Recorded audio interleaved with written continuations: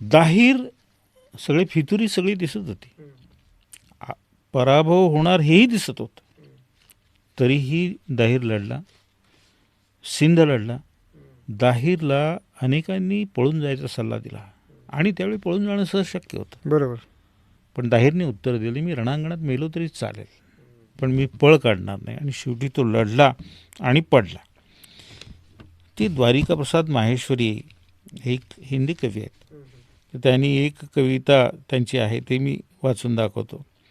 हाथ में ध्वज रहे, बल दल सजा रहे, ध्वज कभी झुके नहीं, दल कभी रुके नहीं.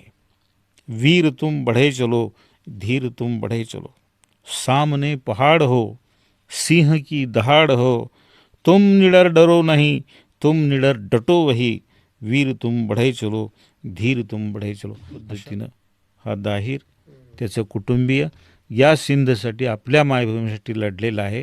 आणि ह्या दाहीरचा जो इतिहास आहे तो किमान या कादंबरीच्या माध्यमातून लोकांपर्यंत पोहोचवावा या दृष्टीनं हा सगळा खटाटोप मी केलेला आहे. आज दाहीरविषयी आपल्याकडे काही फारशी माहिती नाही, काही आस्थाही नाही, पण पाकिस्तानामध्ये जो सिंध प्रांत आहे तिथल्या काही लोकांना, ते मुस्लिम लोक आहेत, पण त्यांनासुद्धा दाहीर हा आमचा राष्ट्रीय पुरुष आहे असं ते मानतात. त्याच्याविषयीचे ठिकठिकाणी पुरावे सगळे मी तिथे दिलेले आहेत.